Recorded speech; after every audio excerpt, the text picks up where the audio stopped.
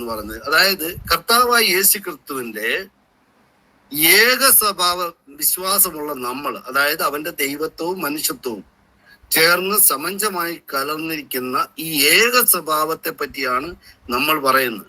അതിനെ റെപ്രസെന്റ് ചെയ്യാനായിട്ട് നമുക്ക് മാത്രമുള്ള നമ്മുടെ സഭയുടെ അമീനീകോ ഒരു പിതാവ് അമീനീകം ഇട്ട് കഴിഞ്ഞാൽ അത് രണ്ടായിട്ടല്ല നിൽക്കുന്നത്, അല്ലേ?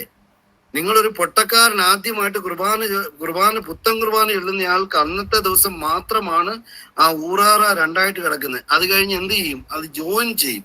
എവിടെയാ ജോയിൻ ചെയ്തിരിക്കുന്നത് നിങ്ങൾക്ക് അറിയാൻ പറ്റുമോ? പറ്റത്തില്ല.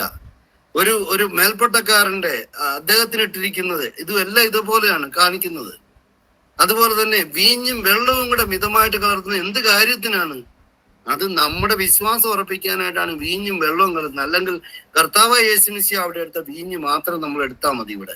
പക്ഷെ വീഞ്ഞും വെള്ളവും കലർത്തുന്നതിന്റെ അർത്ഥം എന്ന് പറഞ്ഞാൽ ഈ ഒരു കാര്യം റെപ്രസെന്റ്. അപ്പൊ നമ്മുടെ സഭയുടെ കംപ്ലീറ്റ് ലിറ്റർജിയിൽ നിന്ന് നിങ്ങൾക്ക് പറിച്ചു കളയാൻ മേലാത്ത രീതിയിൽ നിങ്ങളുടെ ശുശ്രൂഷകളിൽ മുഴുവനും ഉൾക്കൊണ്ടിരിക്കുന്ന ഈ ഒരു വിശ്വാസം പറിച്ചു കളയാനായിട്ട് നിങ്ങൾ യാക്കോബായ സഭയിൽ നിന്ന് നിങ്ങളുടെ അവിടേക്ക് കയറി വന്ന ഒരാളെ അടിമയെ യൂസ് ചെയ്തുകൊണ്ട് നിങ്ങൾ കാൽസിഡോൺ റീ എക്സാമിൻ്റെ അയാൾ പുസ്തകം എഴുതി, അയാളുടെ തീസീസ് എഴുതി.